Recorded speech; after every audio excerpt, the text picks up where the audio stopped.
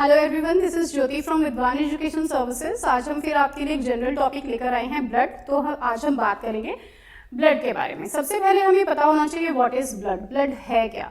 Blood हमारी body का एक ऐसा कनेक्टिव टिश्यू है। ब्लड हमारी बॉडी में एक ऐसा फ्लूइड है, एक ऐसा लिक्विड है जिसके थ्रू हमारी बॉडी के सब ऑर्गन्स एक दूसरे के साथ कम्युनिकेट करते हैं। इसको थोड़ा सा सिंपल करते हैं।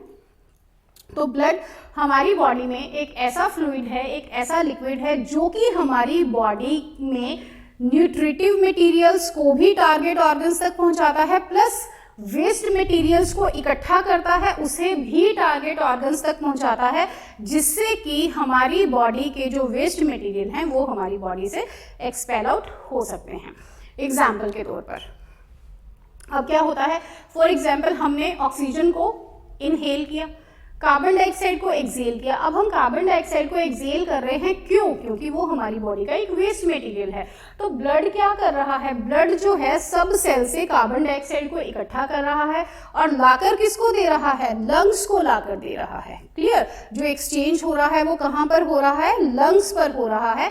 लंग्स को वो कार्बन डाइऑक्साइड दे रहा है, ऑक्सीजन उससे कलेक्ट कर रहा है। तो जो कार्बन डाइऑक्साइड है वो क्या हो रही है? हमारी बॉडी से एक्सपेल हो रही है लंग्स के थ्रू।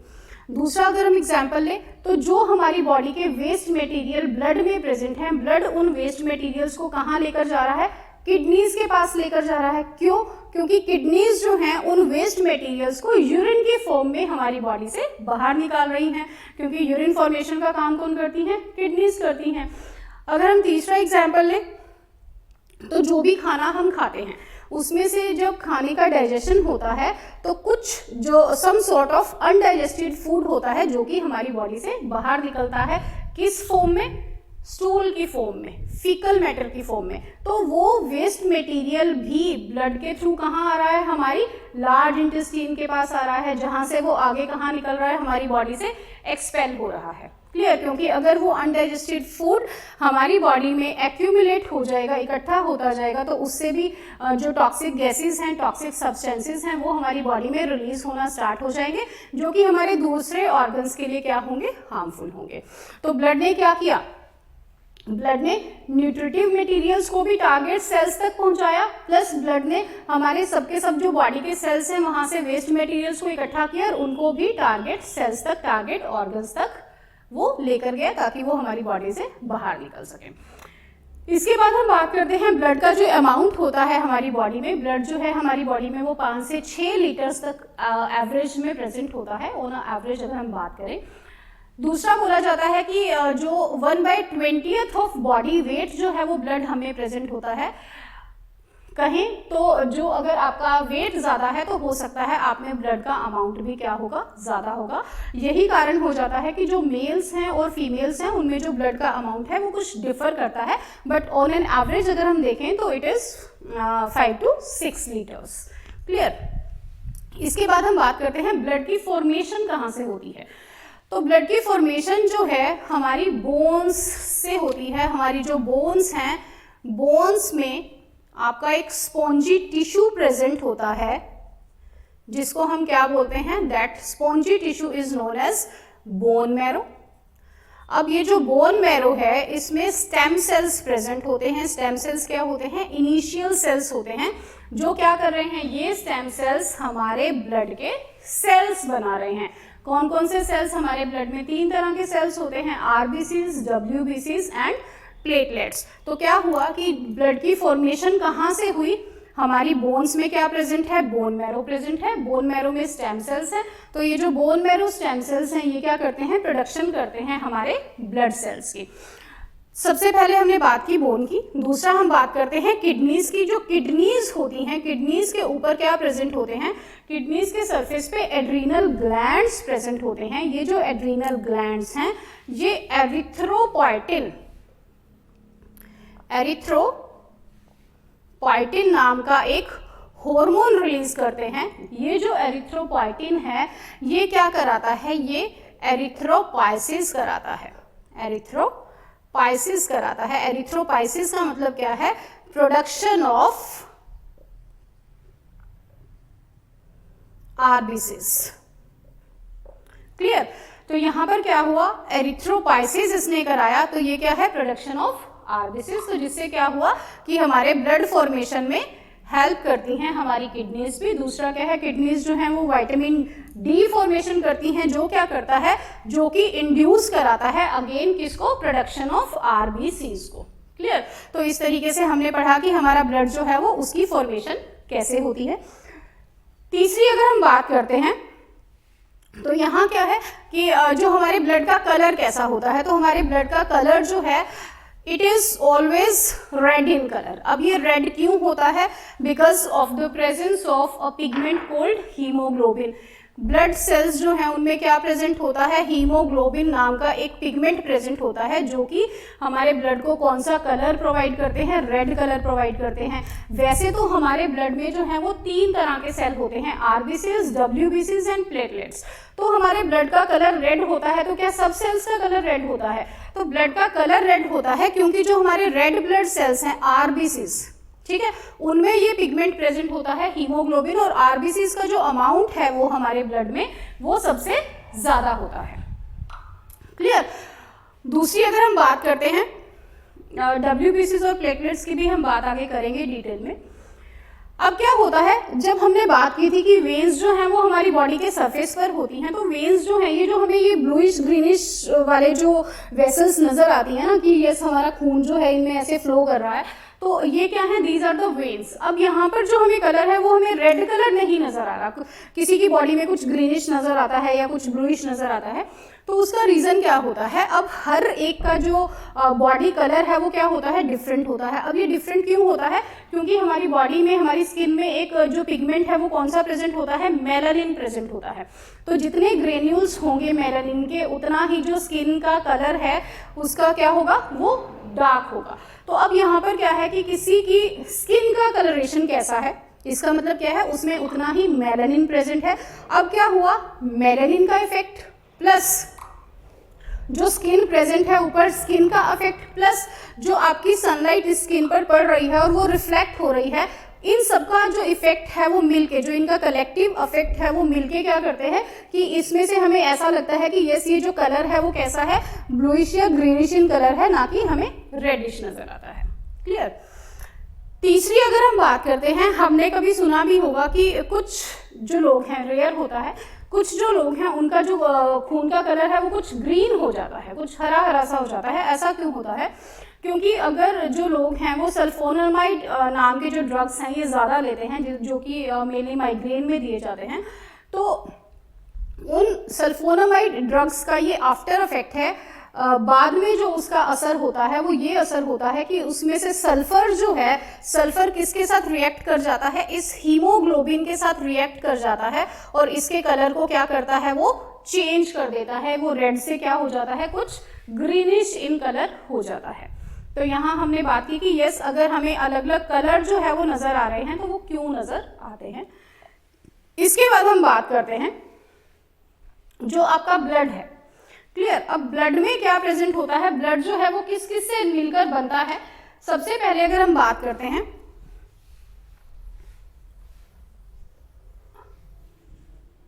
ब्लड की कॉम्पोजिशन की, अगर हम बात करते हैं तो ब्लड जो है वो आपका प्लाज्मा प्लस सेल्स, तो ब्लड जो है प्लाज्मा और सेल से मिलकर के बना है।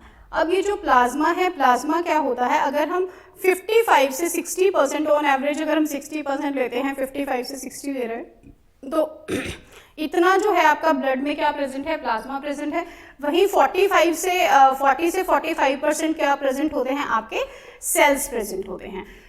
जो प्लाज्मा है, अगर हम प्लाज्मा की बात पहले करते हैं, जो प्लाज्मा है, प्लाज्मा में 90% क्या प्रेजेंट होता है, वाटर प्रेजेंट होता है। उसके बाद 8% प्रोटीन्स प्रेजेंट होते हैं, 0.9% सोल्ट्स प्रेजेंट होते हैं, जिसमें कि NaCl हम मेन मानकर चलते हैं, 0.1% ग्लूकोज प्रेजेंट होता है, 1% जो है वो अदर सब्सटेंसेस प्रेजेंट होते हैं। अब इनको थोड़ा सा डिटेल में करते हैं। 90% वाटर है, क्लियर।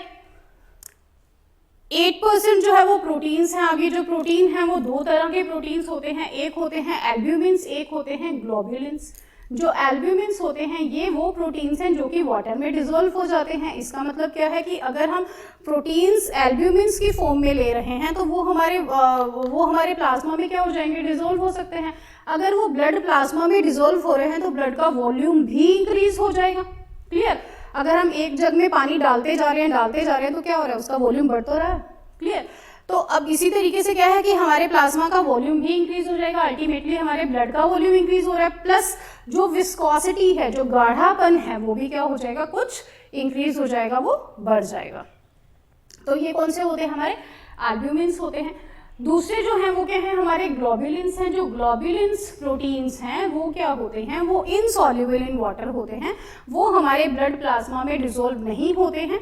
वो गामा ग्लोब्युलिन जो हैं प्रोटीन्स प्रोड्यूस करते हैं और वो क्या करते हैं, हमारी बॉडी की एंटीबॉडीज बनाते हैं। क्या बनाएंगे, एंटीबॉडीज बनाते हैं। अब ये एंटीबॉडीज क्या होती हैं, एंटीबॉडीज हमारी बॉडी का डिफेंस मैकेनिज्म क्रिएट करती हैं। एंटीबॉडीज हमारी बॉडी की वो एंटिटीज हैं जो कि बाहर से आने वाले फॉरेन इन्वेडर्स को, फॉरेन पार्टिकल्स को, बैक्टीरिया है, वायरस है, फंगस है, उनको क्या करते हैं, खत्म करने की कैपेबिलिटी रखते हैं। क्लियर? तो यहाँ पर जो बाहर से एंटिटीज आ रही हैं उनको हम क्या बोलते हैं, एंटीजन्स बोलते हैं। क्या हो सकता है इसमें, आपका बैक्टीरियाज भी हो सकते हैं, वायरसेस हैं, फंगस है, फंजाई है। तो यहाँ पर क्या है कि these are some kind of antigens जो कि हमारी बॉडी में किसी भी तरीके से अगर एंटर करती हैं तो हमारी बॉडी की एंटीबॉडीज जो हैं वो एक्टिवेट हो जाती हैं और इन एंटीजन्स को नलीफाई कर देती हैं, न्यूट्रलाइज कर देती हैं, खत्म कर देती हैं, जिससे कि ये एंटीजन्स जो हैं वो हमारी बॉडी में इन्फेक्शंस ना फैला सके। क्लियर? तो यहाँ पे प्रोटीन्स ने क्या बनाया, हमारी बॉडी का इम्यून सिस्टम बनाने के लिए एंटीबॉडीज बना रहा है ये। तीसरी अगर हम बात करते हैं सोल्ट्स की, जो सॉल्ट है, सॉल्ट में अगर हम बात करें, मेन सॉल्ट हम NaCl को लेते हैं। अब NaCl सॉल्ट जो है वो हमारी बॉडी में दोनों तरीकों से काम करता है। सबसे पहले है NaCl हमारी बॉडी में क्या कर रहा है, वाटर रिटेंशन कराता है। वाटर रिटेंशन का मतलब क्या होता है, ये हमारी बॉडी में पानी की रीअब्जॉर्प्शन कराता है, ज़्यादा पानी को हमारी बॉडी से बाहर नहीं निकलने देता। अगर पानी हमारी बॉडी में रीअब्जॉर्ब होगा तो वो पानी कहाँ जाएगा, सबसे पहले तो वो पानी ब्लड में ही जाएगा। अब वो ब्लड में जब जाएगा तो क्या होगा, ब्लड का वॉल्यूम इंक्रीज हो जाएगा, और अगर ये कंडीशन कंटिन्यूसली रह रही है तो क्या हो जाएगा, ब्लड प्रेशर का भी ये एक रीजन बन सकता है। तो जो लोगों को ब्लड प्रेशर होता है, जिन भी पेशेंट्स को, उनको डॉक्टर्स मना करते हैं कि आप NaCl ना खाएं, NaCl के बजाय आप दूसरे नमक ले सकते हैं, रॉक सॉल्ट है, ठीक है, पिंक हिमालयन सॉल्ट है, उन पे स्विच कर सकते हैं। तो यहाँ पे NaCl क्योंकि वाटर रिटेंशन करा रहा है, पानी का रीअब्जॉर्प्शन हमारी बॉडी में ज़्यादा करा रहा है, जिससे आपके ब्लड का वॉल्यूम इंक्रीज हो रहा है। वॉल्यूम इंक्रीज हो रहा है तो ब्लड का वॉल्यूम इंक्रीज होने पे वो ब्लड वेसल्स जो हैं उनके ऊपर ज़्यादा प्रेशर एक्सर्ट कर रहा है, जिसी को हम क्या बोलते हैं, ब्लड प्रेशर कहते हैं। दूसरी कंडीशन अगर हम देखें तो हमारी बॉडी में डिहाइड्रेशन अगर हो जाती है, डिहाइड्रेशन का मतलब क्या होता है, अगर हमारी बॉडी में पानी की कमी हो जाती है तो उस दौरान क्या होता है, डॉक्टर्स हमको नॉर्मल सलाइन देते हैं। अगर डिहाइड्रेशन हो गई तो नॉर्मल हमें कहा जाता है कि यस पानी ज़्यादा से ज़्यादा पियो, नींबू पानी पियो, शुगर वाला पानी पियो। तो डॉक्टर्स हमें क्या करते हैं, हमें नॉर्मल सलाइन चढ़ाते हैं। ठीक है, ड्रिप जो है वो किसकी होती है, नॉर्मल सलाइन की होती है, जिसमें क्या होता है, आपका जो कंसंट्रेशन रहेगा वो क्या रहता है, 9 mg पर 100 ml ऑफ ब्लड। तो ये वो कंसंट्रेशन है जो कि नॉर्मली हमारे ब्लड में पाई जाती है सॉल्ट की। तो यहाँ पर क्या हो जाएगा, सॉल्ट जो है वो उसी मात्रा में दिया जाता है ताकि इंटरनली भी कोई चेंजेस ना आए इस सॉल्ट को देने से, और जो हमारी वाटर रिटेंशन जो ये NaCl कराएगा हमारी बॉडी में जाकर, जिससे हमारी डिहाइड्रेशन की कंडीशन जो है वो क्या हो जाएगी, दूर हो जाएगी। क्लियर? इसके बाद अगर हम बात करें ग्लूकोज की, अब ग्लूकोज क्या होता है, जैसे ही हमने खाना खाया, हमारा खाना जो है वो क्या होता है, अगर हम डाइजेशन की डेफिनेशन ही लेते हैं ना, तो डाइजेशन की डेफिनेशन खुद क्या कहती है कि जो भी हम खाना खा रहे हैं उसको हमने ब्रेक डाउन करना है, और कितना ब्रेक डाउन करना है, उसको एब्जॉर्बेबल फॉर्म तक उसका ब्रेक डाउन होना चाहिए ताकि वो खाना जो है हमारी बॉडी में एब्जॉर्ब हो सके। क्लियर? अगर जो भी हम खाना खा रहे हैं वो हमारी बॉडी में एब्जॉर्ब ही नहीं होगा तो हमारे सेल्स को वो खाना नहीं मिलेगा, वो न्यूट्रिएंट्स नहीं मिलेंगे, तो वो न्यूट्रिएंट्स खाने का हमें कोई बेनिफिट ही नहीं होगा। क्लियर? तो यहाँ पर क्या होता है, जो भी हम खाना खा रहे हैं, तो ग्लूकोज क्या है, glucose is that absorbable form. तो ग्लूकोज की फॉर्म में खाना जो है, जैसे हमने कार्बोहाइड्रेट्स खाए, तो जब उनका ब्रेकडाउन होगा, जब वो टूटेंगे, तो उसकी एब्जॉर्बेबल फॉर्म क्या है, ग्लूकोज है।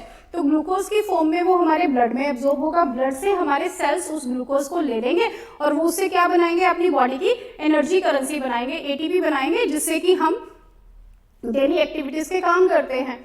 तो अब यहाँ क्या होगा कि जो ब्लड का ग्लूकोज लेवल है वो क्या होता है, अब ग्लूकोज अगर एब्जॉर्बेबल फॉर्म है तो जैसे ही हम कुछ भी खा रहे हैं तो इसका मतलब क्या है कि सारे दिन में जितनी बार भी हमने कुछ भी खाया वो एब्जॉर्बेबल फॉर्म में चेंज हुआ, तो इसका मतलब क्या है, हमारे ब्लड में ग्लूकोज का लेवल जो है वो कम ज्यादा होता रहेगा।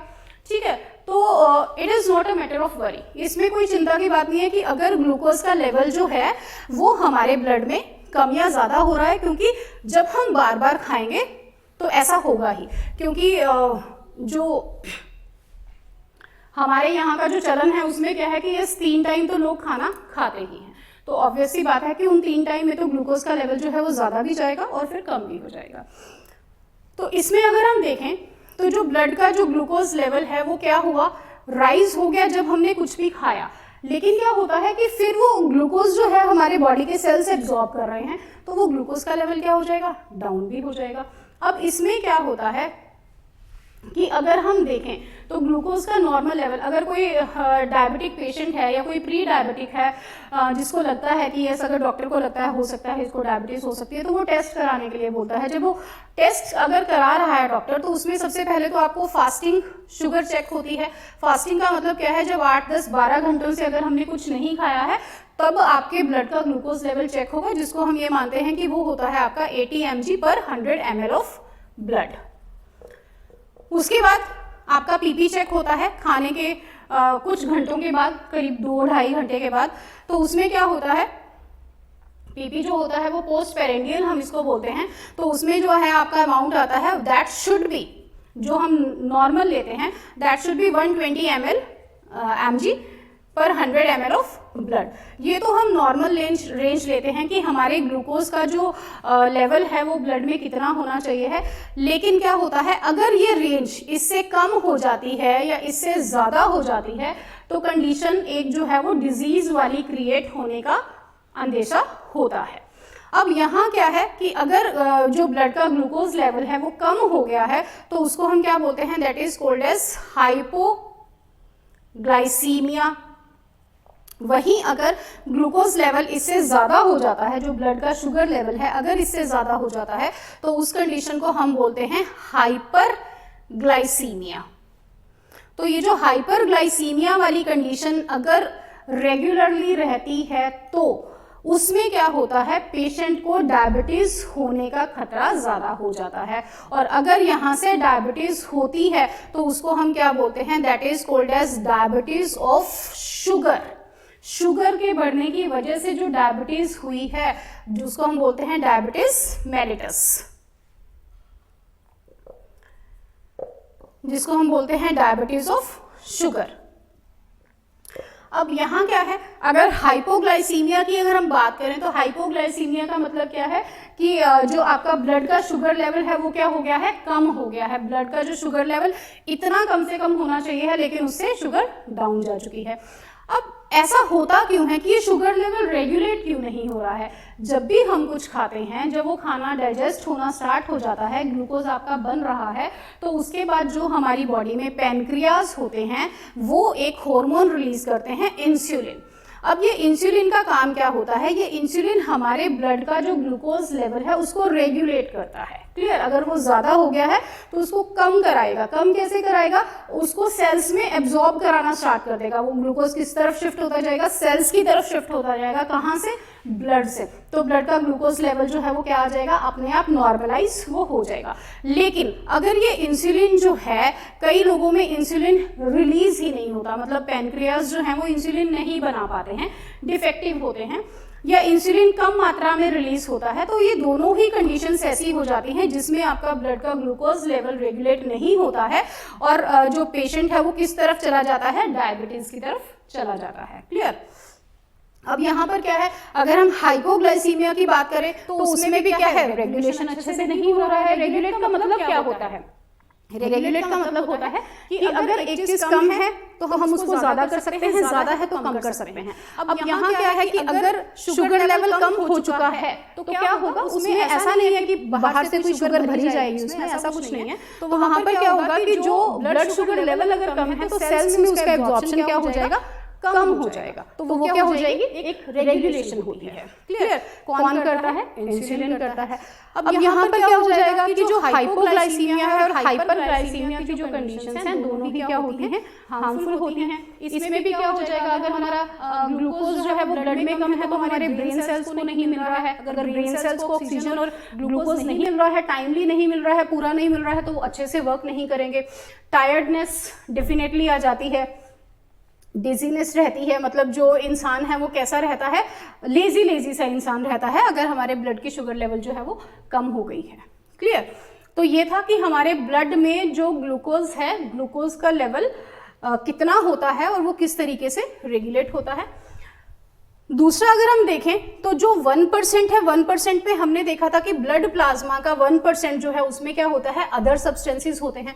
अब वो अदर सब्सटेंसेस में क्या हो सकता है, अदर सब्सटेंसेस में न्यूट्रिएंट्स भी ब्लड में फॉर द टाइम बिंग होते हैं, मतलब टेम्परेरीली प्रेजेंट होते हैं, और वेस्ट मटेरियल भी टेम्परेरीली प्रेजेंट होते हैं। जब तक कि ब्लड ये न्यूट्रिटिव मटेरियल और वेस्ट मटेरियल अपने अपने टारगेट ऑर्गन्स को नहीं दे देता, तब तक वो कहाँ रिसाइड करेंगे, ब्लड में ही रहेंगे। तो वो किस में आते हैं, 1% अदर सब्सटेंसेस में आते हैं। दूसरा आपके हॉर्मोन्स हैं। क्लियर। वेरियस ड्रग्स हम ले रहे हैं, हम किसी मेडिकेशन पे हैं, तो वो भी किस में होता है, वो ब्लड के अदर सब्सटेंसेस में काउंट होता है। जो हॉर्मोन्स भी हमारी बॉडी में रिलीज होते हैं, टारगेट ऑर्गन तक वो किसके थ्रू पहुंचते हैं, ब्लड में होते हैं। तो वो कुछ टाइम के लिए ब्लड में ही रहते हैं, तो उसको 1% अदर सब्सटेंसेस में काउंट किया जाता है। इसके बाद हम बात करते हैं, दो कंडीशंस ब्लड में आती हैं। वो दो कंडीशंस कौन सी होती हैं, एक होती है आपकी एसिडोसिस और दूसरी होती है आपकी एल्केनोसिस। अब इसके लिए हमें ब्लड की पीएच समझना जरूरी है। ब्लड की पीएच क्या होती है, पीएच स्केल जो है वो एक ऐसा स्केल है जो क्या मापता है, एसिडिटी और बेसिसिटी ऑफ अ सब्सटेंस। तो यहाँ पर जो ब्लड की पीएच होती है, अगर हम इस पीएच का देखें तो जो 7 पे जो पीएच होती है उसको हम क्या मानते हैं, न्यूट्रल मानते हैं। मतलब क्या है कि वो ना तो एसिड है ना ही वो बेस है। अगर पीएच कम हो जाती है, 7 से कम पीएच होती है, तो उसको हम क्या कहते हैं, एसिडिक कहते हैं। जो भी सब्सटेंस की पीएच 7 से कम है अगर, तो that substance is acidic in nature. और यही पीएच अगर 7 से ज्यादा हो जाती है तो उसको हम क्या बोलते हैं, that is basic in nature. Clear. तो जो हमारा ब्लड है, हमारे ब्लड की पीएच जो है वो क्या होती है, 7.35 से अप्रॉक्सीमेटली 7.45 हमारी पीएच जो है वो होती है हमारे ब्लड की। अब ये पीएच एसिडिक भी हो सकती है, मतलब ये एसिड की तरफ भी जा सकता है, ये बेस की तरफ भी जा सकता है। अगर ब्लड की पीएच जो है वो कम हो जाती है, मतलब ब्लड जो है वो एसिडिक हो जाता है, तो उस कंडीशन को हम बोलते हैं एसिडोसिस। अब ये एसिडोसिस क्यों क्रिएट होती है, फॉर एग्जाम्पल हमारे ब्लड में एसिड्स ज्यादा हो गए, फॉर एग्जाम्पल हमारी बॉडी से बाइकार्बोनेट्स का लॉस हो गया, फॉर एग्जाम्पल हमारी बॉडी में CO2 का लेवल बढ़ गया। क्लियर। अगर CO2, क्योंकि ये एसिडिक इन नेचर है, अगर हमारी बॉडी में कार्बन डाइऑक्साइड ज्यादा हो जाती है तो एसिडोसिस की कंडीशन जो है वो क्रिएट हो जाएगी। क्लियर। अब क्या होता है कि फॉर एग्जाम्पल जैसे हमारी बॉडी में एसिड्स ज्यादा बने हैं तो किडनीज उसमें काम करती हैं। किडनीज हो सकता है उन एसिड्स को हमारी बॉडी से रिलीज कराना शुरू कर देंगी यूरिन की फॉर्म में। तो उससे क्या होगा, हमारी एसिडोसिस की कंडीशन जो है वो क्या होने लग जाएगी, न्यूट्रलाइज होने लग जाएगी, नॉर्मल होने लग जाएगी। दूसरा, अगर हम CO2 की बात करते हैं तो जो हमारे ब्रेन में रेस्पिरेटरी सेंटर्स हैं वो स्टिमुलेट हो जाएंगे, जिसकी वजह से हमारी ब्रीदिंग रेट जो है वो फास्ट हो जाएगा और CO2 हमारी बॉडी से जल्दी जल्दी एक्सेल कराई जाएगी। क्लियर। जिससे क्या हो जाएगा, ये कंडीशन जो है वो कैसी कंट्रोल में आने लग जाएगी। क्लियर। दूसरी हम बात करते हैं एल्केनोसिस। एल्केनोसिस इसी का ऑपोजिट हो जाएगा। अगर हमारे ब्लड की बेसिसिटी बढ़ जाती है तो कंडीशन जो हो जाएगी वो कौन सी कंडीशन हो जाएगी, आपकी एल्केनोसिस की कंडीशन हो जाएगी। इसी का रिवर्स हो जाएगा, जो हमने एसिडोसिस के पॉइंट्स करे हैं उन्हीं का रिवर्स हो जाएगा। अगर आपका जो CO2 कंटेंट है वो कम हो गया है तो ब्लड हमारा क्या हो जाएगा, बेसिक की तरफ जाएगा। बाइकार्बोनेट आयंस एक्यूमुलेट होने लग गए हैं तो ब्लड हमारा क्या हो जाएगा, बेसिसिटी की तरफ जाएगा। क्लियर। इसके बाद हम करते हैं ब्लड सेल्स की। अगर हम बात करें तो सेल्स में हमने 3 तरह के सेल्स किए। Number 1 is RBCs, number 2 is WBCs and the third one is platelets. अब ये जो आरबीसीज हैं, आरबीसीज का अमाउंट हमारे ब्लड में सबसे ज्यादा होता है। आरबीसीज जो हैं इनको हम रेड ब्लड सेल्स या रेड ब्लड कॉर्पसल्स भी बोलते हैं। आरबीसीज का जो मेन काम है वो क्या है, ये ऑक्सीजन को कैरी करते हैं, जो कि हमारी बॉडी की फारमोस्ट रिक्वायरमेंट है। आरबीसीज कैसे ऑक्सीजन कैरी करते हैं, क्योंकि हमने पहले ही पढ़ा था जो ब्लड का रेड कलर है वो किसकी वजह से होता है, हीमोग्लोबिन नाम के पिगमेंट की वजह से होता है, जो कहाँ प्रेजेंट होते हैं, आरबीसीज में हीमोग्लोबिन प्रेजेंट होता है। तो ये जो हीमोग्लोबिन है, हीमोग्लोबिन क्या करता है, ऑक्सीजन को कैरी करता है। क्लियर। तो हीमोग्लोबिन जो है वो ऑक्सीजन के मॉलिक्यूल्स को कैरी करता है और जिसके थ्रू ऑक्सीजन के मॉलिक्यूल्स हमारे सेल्स तक पहुंचते हैं। तो ये आपका मेन फंक्शन है आपके आरबीसीज का। उसके बाद हम आते हैं WBCs पे। WBCs जिसको हम क्या बोलते हैं, वाइट ब्लड कॉर्पसल्स या वाइट ब्लड सेल्स भी बोलते हैं। तो ये जो सेल्स हैं ये क्या करते हैं, ये हमारी बॉडी का इम्यून सिस्टम बनाते हैं।